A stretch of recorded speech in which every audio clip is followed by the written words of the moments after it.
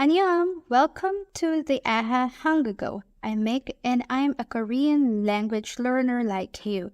I'm in this video space to share my study habits in learning Hangugo. In this episode, I'll tell you the results after I did lazy learning in 90 days. What did my daily learning routine look like? Every day, I use Duolingo for about 5 to 15 minutes, and that depends on the difficulty of the topic.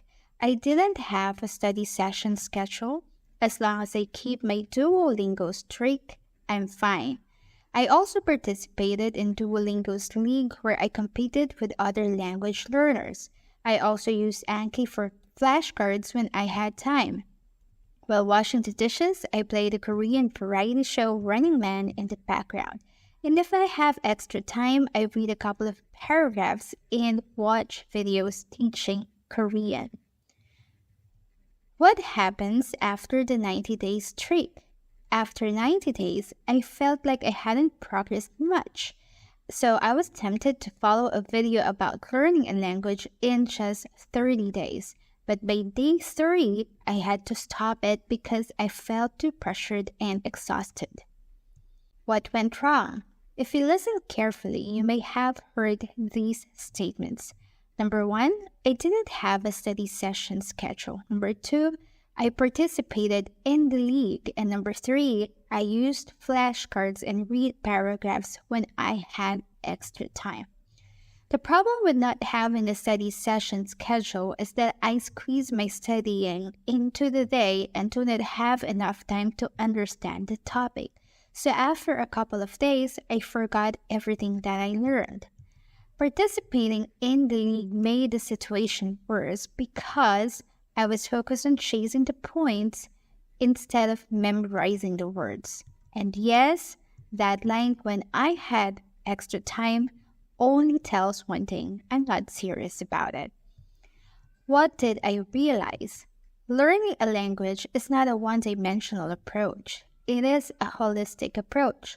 When I was using Duolingo and Anki, I've never written any Korean words on paper. I depended so much on the applications, and I focused on vocabulary acquisition. My plan was to memorize words as much as I could, and when I felt ready, that was the time I'd start reading and writing in Hangul, which is a wrong approach. To master Korean, you must incorporate writing, reading, listening, vocabulary expansion, memorizing common phrases, and understanding grammar lessons every day. What you get on a maximum of 15 minutes a day study session is just an overview of the vocabulary and the grammar concept. It doesn't give you enough time to memorize the vocabulary and go in-depth into the grammar rules. How did I change my study habits? I write the lessons in the notebook. Then I stopped using a flashcard. Instead, I replaced it with Google Sheets. I love this better than a flashcard because I can use the find function if I'm looking for a particular word. I can hide the columns if I'm memorizing a vocabulary. The Google Sheets also served as my worksheet if I needed to create a chapter test or a unit test. To practice my pronunciation, I'm using a translator. Also, this is not accurate at times, but most of the time, the translator catches my accent and pronunciation.